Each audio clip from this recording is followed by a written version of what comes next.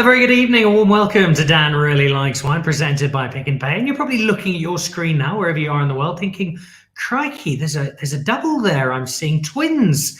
It can't possibly be right. Well, we're not. We do get mistaken for each other quite regularly, particularly when we're out on our bicycles in figure-hugging lycra. But of course, it is not two Dans. It is one Dan and one Dave, because I am sitting in the palatial home of David Higgs, the internationally acclaimed superstar chef, and together we are going to be drinking some wine and talking through an estate that he knows particularly well, because tonight on Dan Really Likes Wine we head down to Stellenbosch and meet up with a man called Jean Engelbrecht, a man who I have to apologise when we do get him on air in just a moment, and drink through some of his wine. And David, it's not only fantastic to have you on, as it always is. We have shared many glasses of wine together and have many more to come. But there's a particular resonance to this, because I think the world really sat up to take notice of the culinary magic of David Higgs at Vrede many years ago. Yeah, I don't know so much of the culinary magic. I think it was the experience at Vrede that made it so special. You know, those of you that ate there and experienced what it was, you know, it was the attention to detail. What happened at Vrede was just incredibly special. And the gent that we're going to speak to in a minute, you know, allowed for that, and it was his vision. You know, like just a simple explanation of what the driveway for Vrede was generally. And the gates that had been there for centuries, well, not centuries, decades, you know. And John says, no, it's too obvious, you know. When people drive through, they got to see the mountains. So we moved the gate so that when you drove into Vrede, you had this massive mountain, and then you sort of weave through the trees, and then you arrive at the restaurant. It wasn't just driving in, kind of thing. And it was that attention to detail and the beauty. I mean, I literally got goosebumps. You know, the beauty of what happened at Vrede with the open kitchen and the wines and the drinking of the champagne on the patio before dinner. Experience is everything. Food plays a role, wine plays a role, but experience is everything. And Vrede is one of those all-round experiences for sure. Yeah. Well, David Higgs has done some incredible things in his long and storied career, but Vrede, one of the best memories of all. So let's welcome our very special guest this evening, who was the architect of it all, Jean Engelbrecht. A very, very good evening. Ben, thanks very much. Good to see you again. Likewise. And first of all, let me start with that apology, because I said I did need to apologize to you. And that apology is for a very simple reason. I've had you on Dan Really Likes Wine once before, and I made you drink white wine, and I saw the pain on your face as you thought about the red wine you could be drinking, and instead very bravely and very courteously drank an entire glass of, I think it was some of your Chenin. So we've got red wine and red wine only tonight to make you feel happier. Well, I didn't hear all of that, but I've always been of the opinion that white wine is a beverage. And it starts to rinse the palate, but then you've got to go on to some real stuff. Oh, no. We've got some of the great real stuff here this evening. We're going to get started in just a moment, but let's go back to what David was saying a second ago, his memories of Vrede. When you've got a chef of David's caliber who's done so much around the world, talking so fondly and so passionately about his recollections of the restaurant, it must have been something special. When you look back at your career, where does starting off the restaurant at Vrede sit in terms of your personal achievements? Well, I mean, the restaurant at Vrede, as David would know, many, many years ago, I saw a restaurant that opened in the Napa Valley, which was called the French Laundry. And the restaurant made, I was there the year that it opened, and the restaurant made a tremendous impact on food.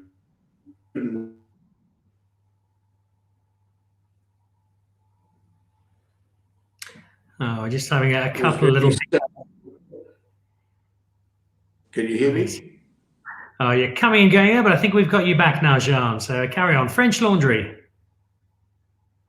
So the experience there was just unbelievable. And I thought that it would work well in South Africa, it would work well here, because we also less formal than the Europeans. And when I got back and I finally had that idea, at the time my father was also still farming, and I pitched the idea to him in I think it was 96, 97, and he said, there's no way we're going to do a restaurant on the farm. So I had to wait a couple of years, I think about a decade, until I could make that decision myself. And then it's starting a restaurant. I didn't know much about restaurants, and it's like a winery. If the jockey is not good, it's a non-event. And our winemaker, a friend of both of us, Kuni Snyman, said, do you know David Higgs? I said, no, I've heard of him, but I never met him. And he actually set up the meeting between David and myself. And it just, I think it started from there. People warned me and said, David's a difficult guy to work with. And I think we found each other because we were focused on the same things.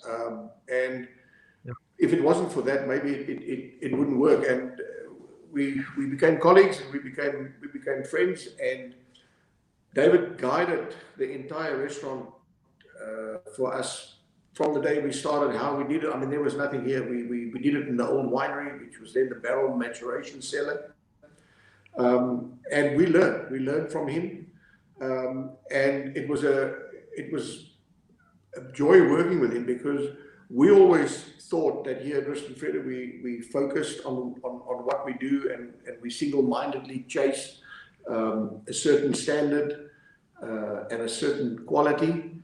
And then David came along and he moved that bar even further up. So in that sense, it was an experience, a positive experience working with him.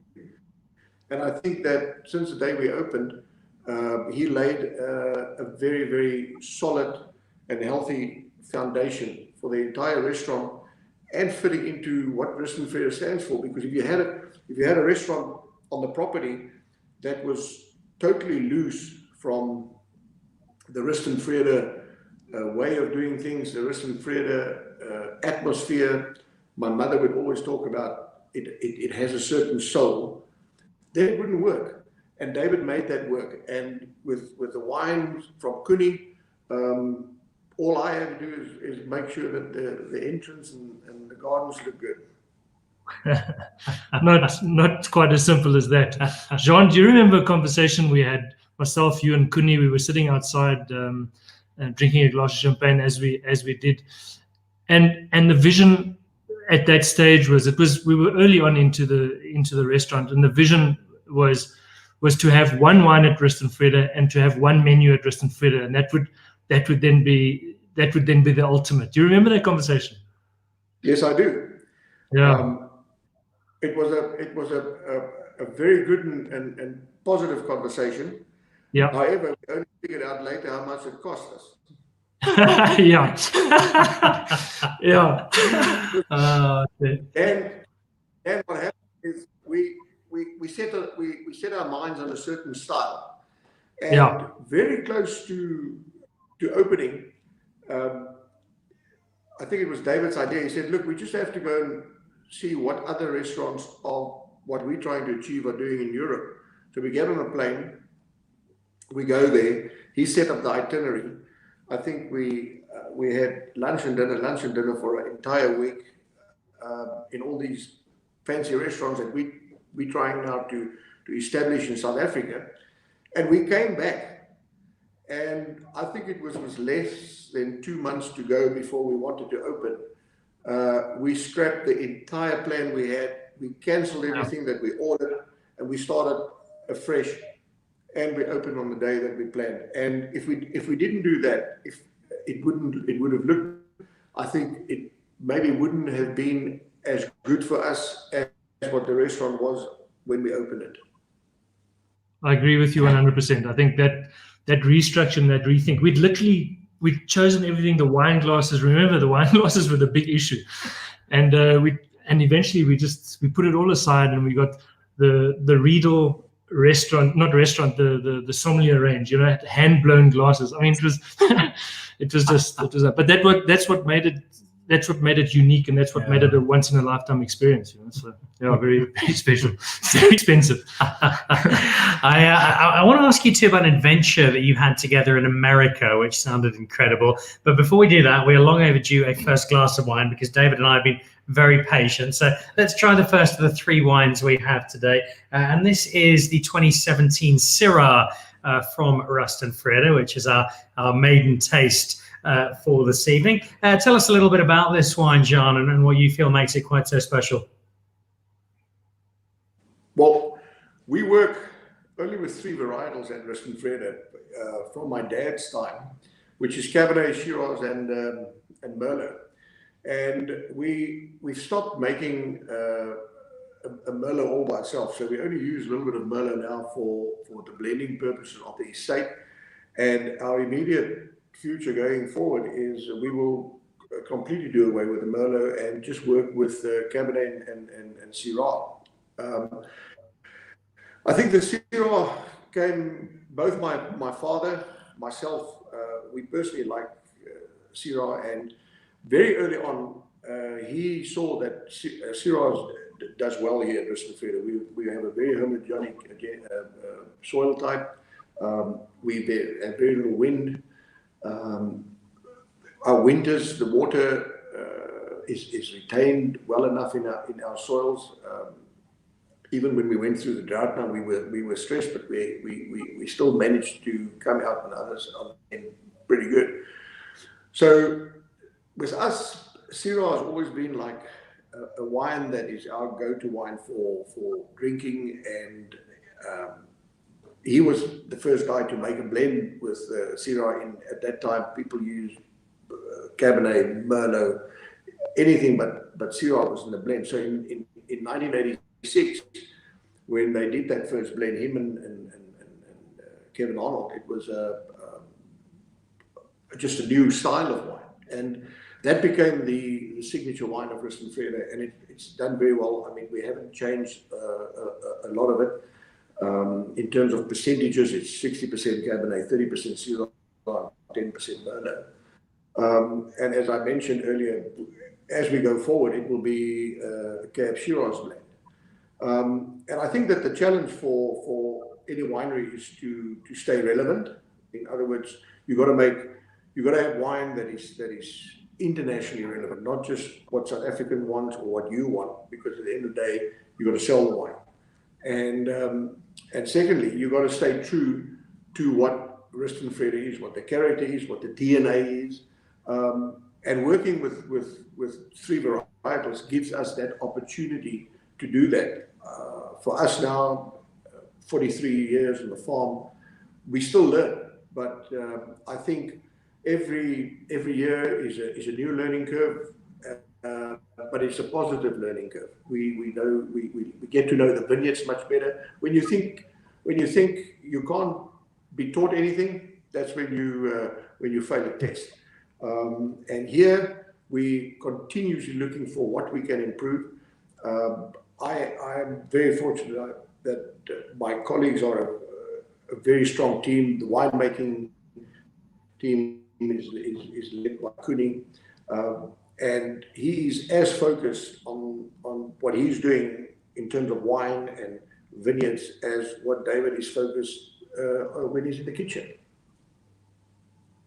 It leads to some fabulous wine, and I want to talk a little about the terroir in a second. We've got a couple of people saying hello, though. Angelique Kuvalakis saying an abundant venture, referring to Rust and Vrede. Hi, Dan and David. Peter Ferreira has checked in, the king of bubbles. Hello, gentlemen. Hello, Mr. Ferreira. Good to have you watching. And Helen Nicol, who is my mother, who's very badly behaved and watches on a regular basis. Can't wait to tell my husband white wine is just a beverage, or perhaps not, he'll just drink more. There's no doubt. Give Philip my regards. I want to ask you about this particular wine. It's beautifully smooth and elegant. There's a lovely sprinkling of white pepper. It's got so much going for it. What does David Higgs, if Jean Engelbrecht had a Cristiano Ronaldo, Lionel Messi budget and was able to bring you back to Rust and Vrede, what's the dish that you're making with this particular Syrah? I have to, like, the first thing that I want to say, Jean, and I think this is, so, I think this is pertinent, and this is tribute to Kuni and the way Kuni makes wine. if I ever get rust and Vrede in a lineup, I can never choose one. I can never blind taste one. I can never tell one. But the rust and Vrede one, Kuni Snyman is one hell of a meticulous guy. And when you talk about consistency in wine, I don't think there's any wine that is as consistent as rust and Vrede wines. There is no doubt. Like when I try it, when I taste it in the restaurant, I can always say, no, that's definitely, and it's the only one that I can do it with. I can't do it, and I can pick up Pinotage as well, for all the wrong reasons. But no, that was a joke. Sorry, but yeah. So yeah, massive tribute to Kuni on that. And Shiraz for me, and always at Rust and Vrede, the Shiraz for me was always the lamb and the duck combo. I always loved the lamb and the duck with the lamb. And, it stood up well to that. And so those are the dishes that I and both lamb and duck are slightly sweet. And I just feel that always worked with the Shiraz. And I've always loved the Shiraz. Yeah. Another question coming in here for you, Jean. Grant Sauls is watching the show. I love the Rust and Vrede wines, especially the 1694 classification. How does the Syrah 2017 differ from the single vineyard 2016 Syrah? Over to you, Jean. Well, if you talk about the single vineyards, our single vineyard blocks are very small, and they're more older vineyards than what the estate vineyards the fruit comes from. You sit with a problem that somewhere along in the near future, you will have to replace those blocks, because we are on a replanting schedule that we've been on for years. And when you replant a block, it's a natural evolution of vineyards. We struggle with in South Africa, we struggle with viruses, so you have to commit to doing the replanting as we do, a certain percentage every year. So when we get to replanting those single vineyards, the question will remain: are we going to have other blocks be certified as a single vineyard and continue from there, or are we going to not have a single vineyard for a certain period? That is on our discussion list. We haven't made a decision yet. We've got to see how the young vineyards perform. But I think that the way that we treat the single vineyards and the estate vineyards in terms of wine is not very different. It is merely a result of what the vineyard block gives us. And I think that the age of the older vineyards give it that distinct character that you have when you taste the single vineyard Syrah or the single vineyard Cab. They happen to be the oldest blocks on the property, and as I said, they're very small, so the production is very limited. But the single vineyard came on because when you an old estate and you need to reposition yourself price-wise, you can't take wines that you currently make and just jump on a bandwagon and make it a new price. The market don't accept it. 10 years ago, when we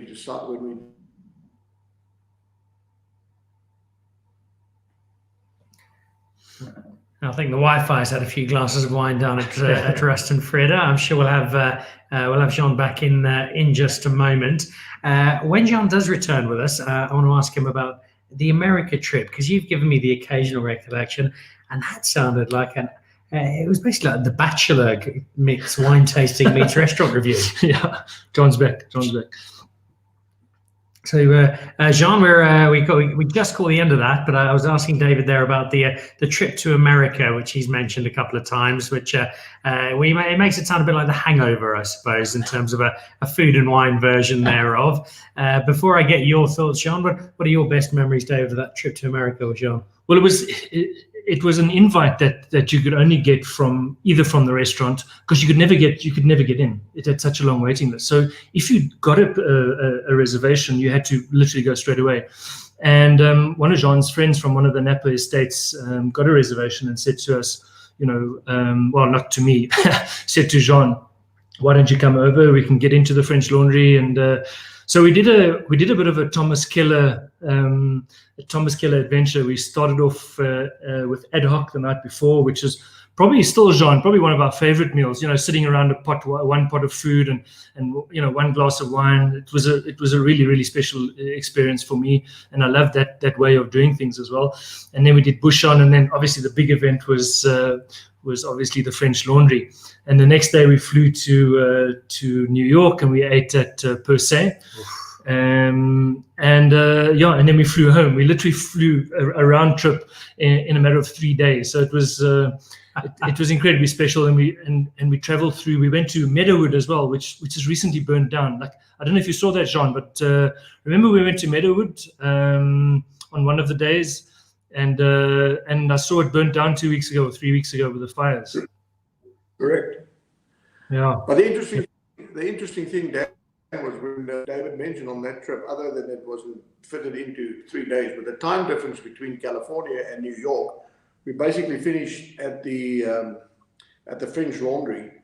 We had a couple of hours to get from Napa to San Francisco to catch a 6-hour flight to land in New York to be in time for dinner in Per Se. That was kind of hectic.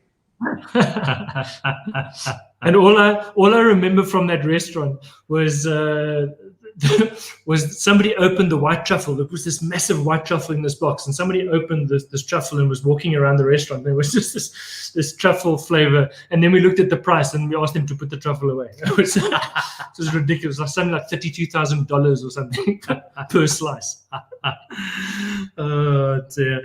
All right. Well, great food has been spoken of. Great wine has been tasted. Let's do some more of exactly that, and move on to the wine which Stellenbosch is arguably most famous for, which is the Cabernet Sauvignon, and within a region that Stellenbosch is particularly celebrated for, which is your particular valley. But before we try this exact wine, if I look at the region where you are, Jean, I look at Ernie Els and Louis particularly well.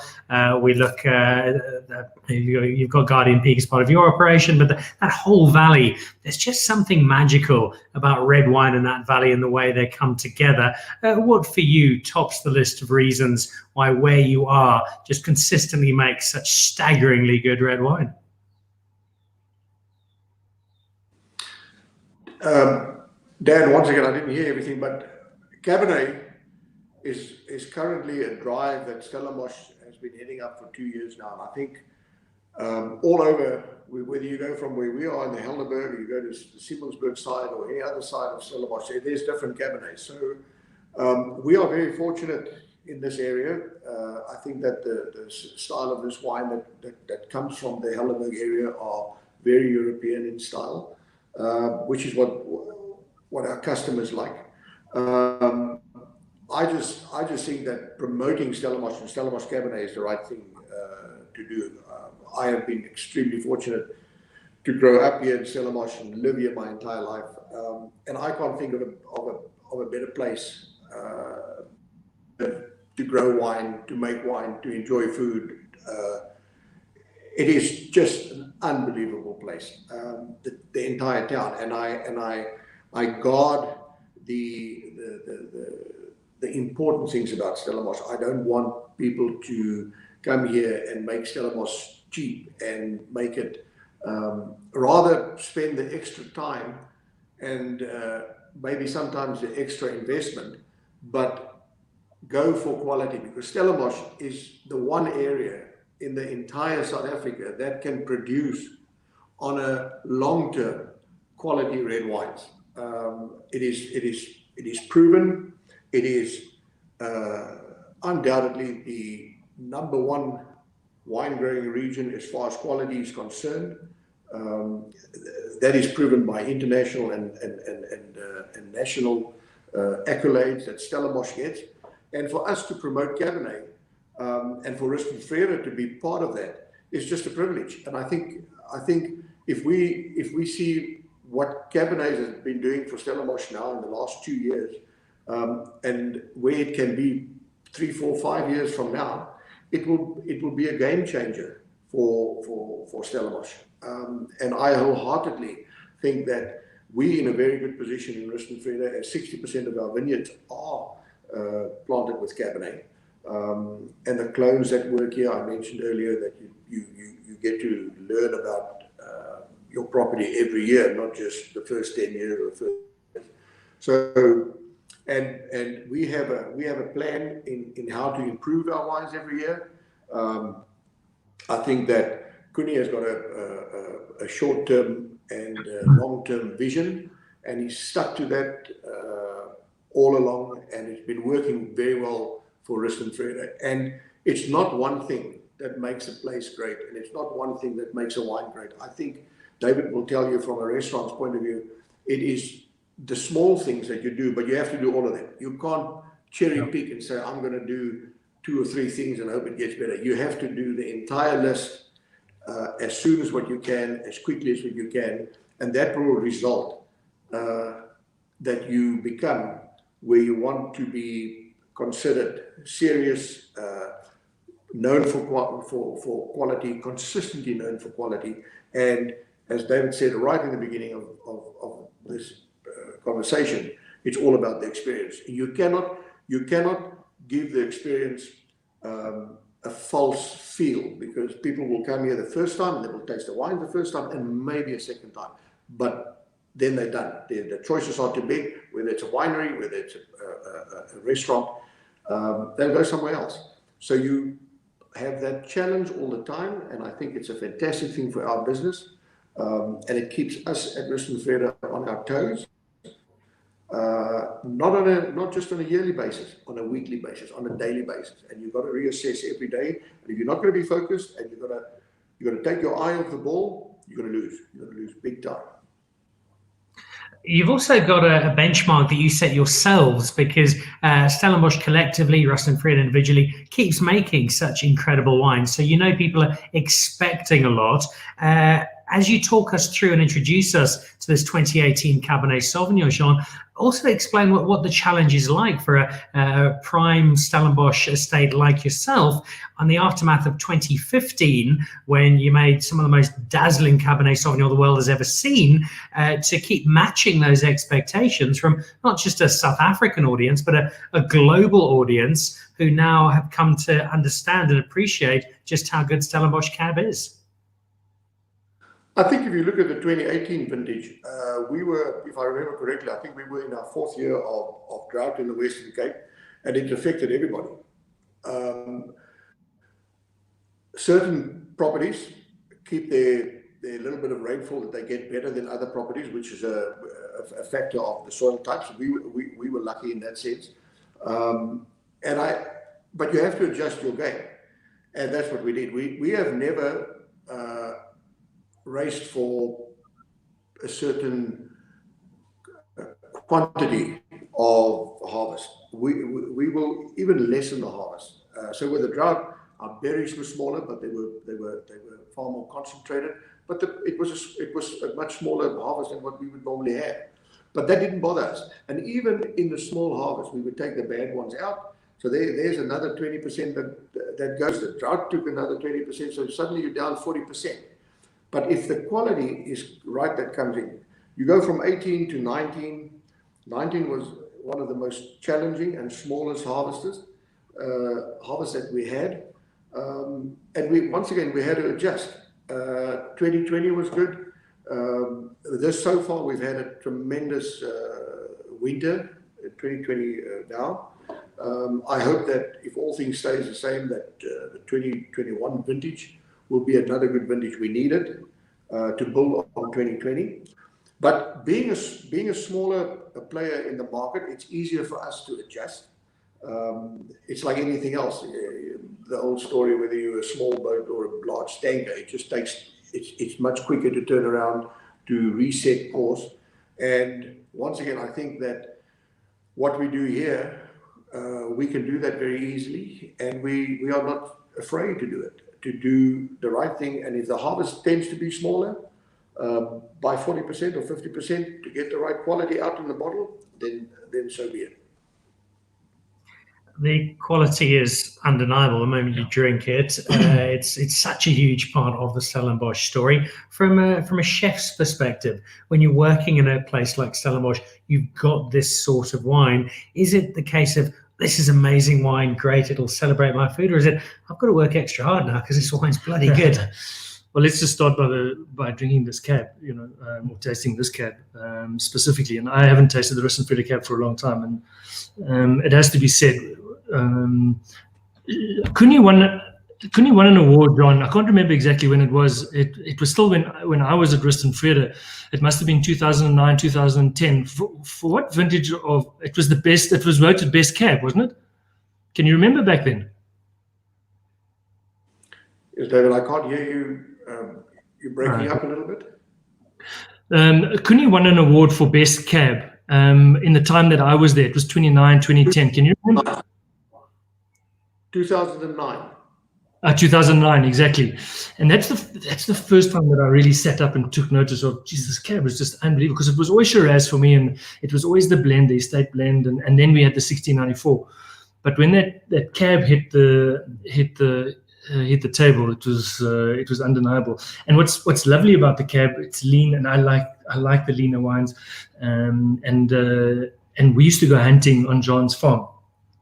We had the privilege of hunting our own game, and the cab with the Gems, with the Gemsbok that we shoot, the Springbok, and the fact that it came, we were able to hunt that, we were able to prepare that, and serve it with the wines that are made on the farm, made it quite a special story. But yeah, incredible wine again. We are 2 from 2. We're also full of more people who are watching. Mia Steenberg dropping in and saying it's a great show. Thanks, Mia. Glad you are watching. Lyle Wilkins says, I'll tell my wife that white wine is a beverage too. Fantastic wines at Rust and Vrede. How's it, guys? Winemaker's Lunch, of course, a banger too. Daryl Impey, the Tour de France cyclist, is watching. Do you have a whiskey pairing evening too? We do, Daryl. Yours comes with Coca-Cola, because I've seen what you drink, so we'll get that sorted out. Nice to have one of our top cyclists watching, another of our top cyclists. Nick Furness watching over on YouTube. Probably one of the most professional top wine destinations in Stellenbosch. Nick, I think you'll find David and myself both in complete agreement there. Lisa Harlow is always a great supporter and watches regularly. Best value Cab Sav and Bordeaux blends in the world for the quality they deliver. And Angelique Kouvelakis reminding us that 2009 was a very, very good year. I think I'd almost finished high school then. It was a particularly good year.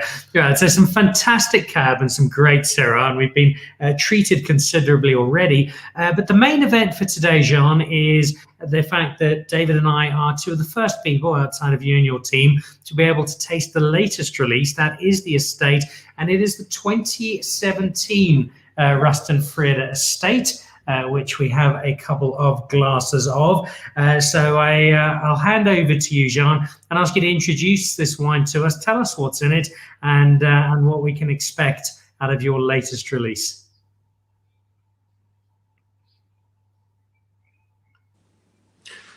Dan, when we get to the estate, it is most probably the most important wine for me. I think the estate embodies everything that we stand for at Rust and Vrede, what we want to be, where we want to end up one day. And to have that wine as part of our portfolio, it is the DNA of Rust and Vrede. And I think through the years, through the decades, we've only had 3 winemakers. And it started with Kevin Arnold and then Louis Stradon, and every winemaker has tweaked that wine to stay in touch with the time when they were here. And the last 15 years, I think Cooney has understood the importance of the estate. He's made the estate his own, and he's really took it into the 21st century, and making sure that it has become a very, very modern, slick wine without losing any DNA of Rust and Vrede. I think it's a truly international wine. I love the wine.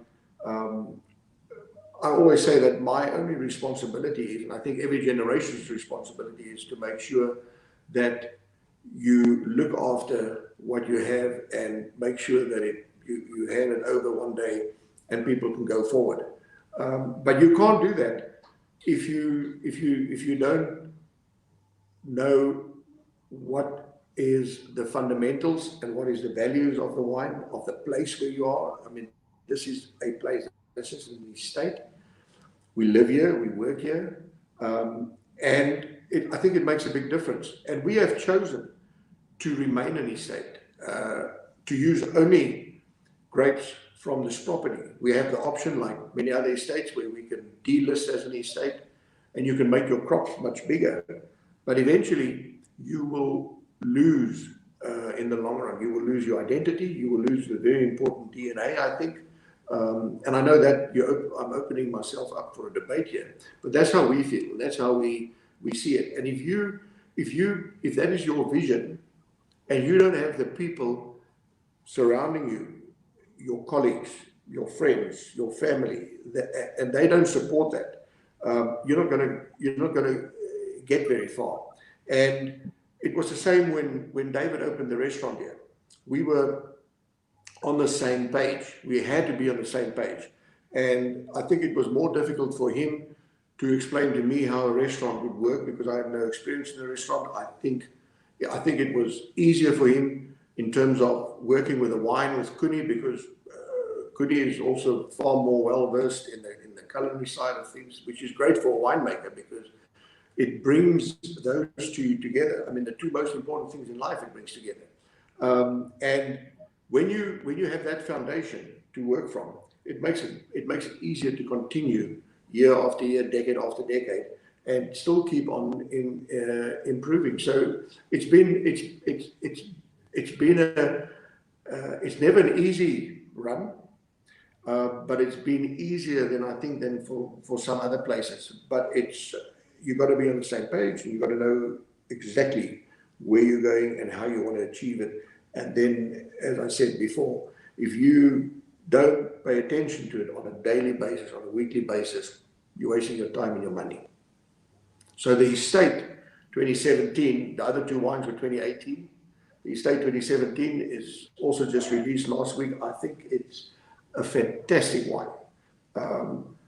And I think the sooner people can taste it, at least, and judge for themselves.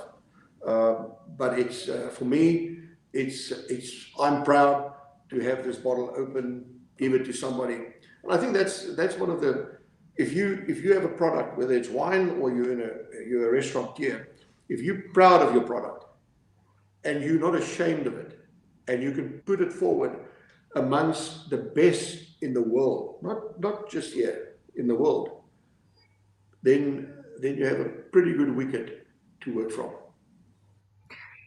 David, there are not many people who know and understand the DNA of Rust and Vrede quite as well as you do. Jean speaks so passionately about this wine, how this estate in particular sums up the ethos of the estate.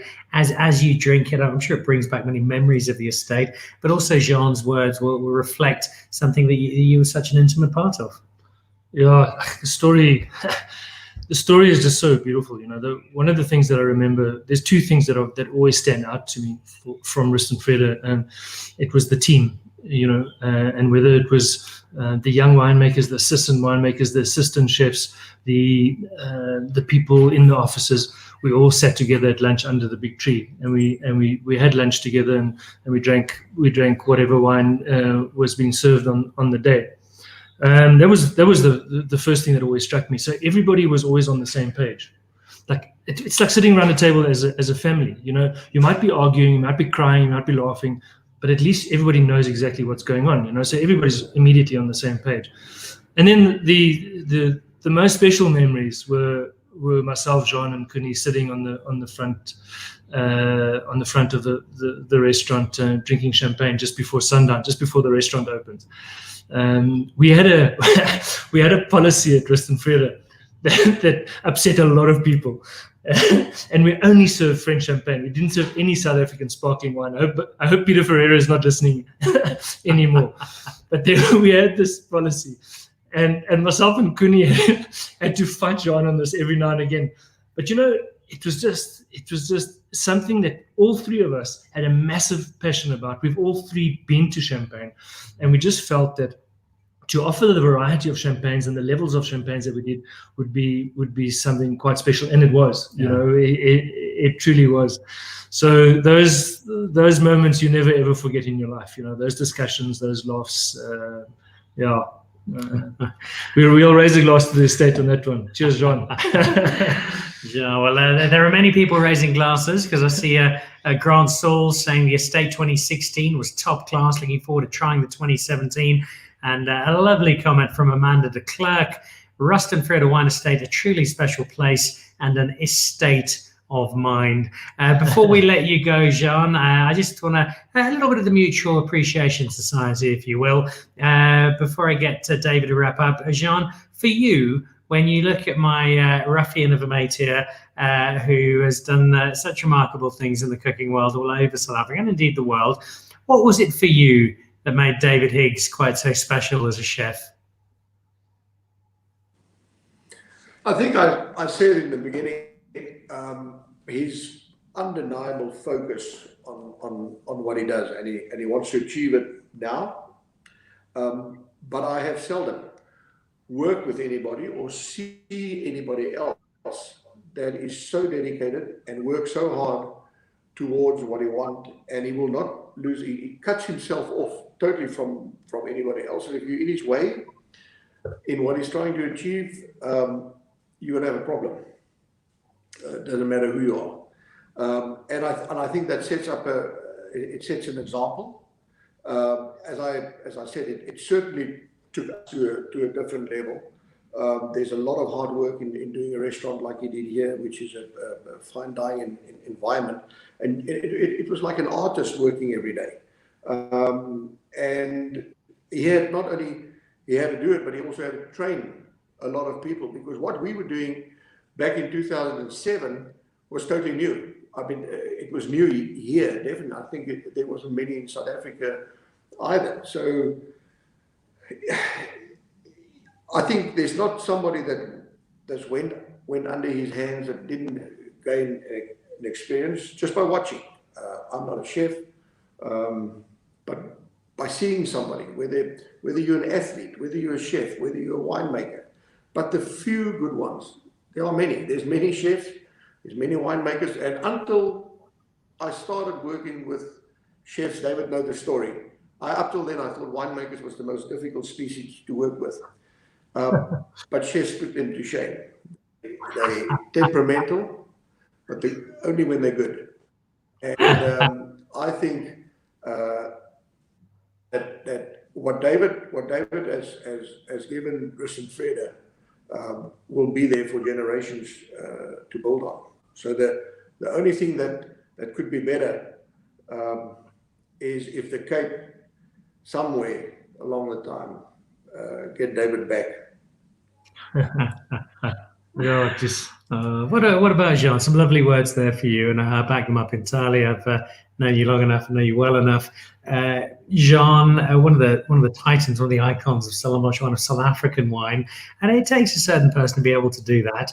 Not just a love of wine, which you know Jean has. What sets Jean Engelbrecht apart for you? It's a very, very simple answer. The attention to detail to everything that happens on the stage. You know, I used to watch him every morning. So I used to walk across from his home, and he walks past the restaurant and then to the winery, and he would cuck about 10 people out on the way. So whether it was a winemaker, a chef, someone who hadn't cut the lawn, you know, whatever it was. But again, you know, if that isn't there and if that isn't present, then everything just becomes lax, you know. So the attention to detail on the estate itself. So when you arrive at Ruston Vrede, you know that it is something special because of the way it looks, and then that DNA of just follows through everything. It follows through the people, it follows through the product, and there's only one person that does that, and that's the owner, you know. And Jean allowed me to do what we did, and it was difficult times. It wasn't easy times. I was unaware of how difficult it was. Only afterwards, you know, do you sort of realize the pressures that were there, you know.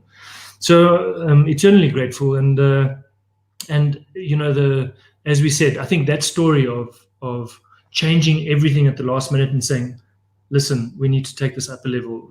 That's exactly what Jean Engelbrecht was about. Well, you made a great combination. You can imagine the two of these arguing and fighting over stuff in the kitchen and at the wine estate. The guys who benefited were those of us who ate there and enjoyed the wine. And so it's been an incredibly special opportunity for me, and I hope for all of you watching, to get a first-hand and very intimate look at our 2 stars. I see Courbet Schubert there, 5 stars on every level: people, food, wine, architecture, and especially landscape. But it's these two who played such a big part in those. And David Higgs is a legend on the global stage, amazing chef. We'll be pairing some Estate 2017 with ribeye at Marble soon. Grant, of course, is David's cousin. Some wonderful stories there, some great reflection, and some terrific wine. Jean, it's always a delight to drink your wine, even more so when there's a smile on your face because it's red, as opposed to because I'm making you drink white wine. So thank you for sharing the wine. Thank you for sharing the stories. And thank you for a really wonderful look back at Rust and Vrede and your time with David.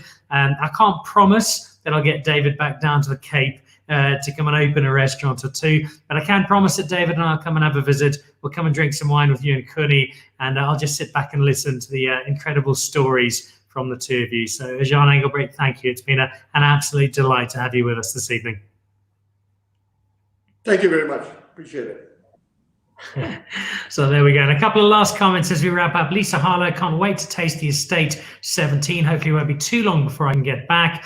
Amanda de Klerk, when you lead from the front, you get this result. Attention to detail is synonymous with Jean and Annika Smith. Well done, guys. Well, to all of you, thank you so much for watching. You can see that the sun is setting over us here in Johannesburg. We're on the 3rd floor of David Higgs's house. We're a little closer to the sun. Just to let you know what you have to look forward to over the rest of this week. Tomorrow online, our weekly recorded episode of Dan Really Likes Wine. I'm in one of the great wine growing areas of the world. Not Stellenbosch, not Bordeaux, not Burgundy, Mendoza, Napa or Marlborough.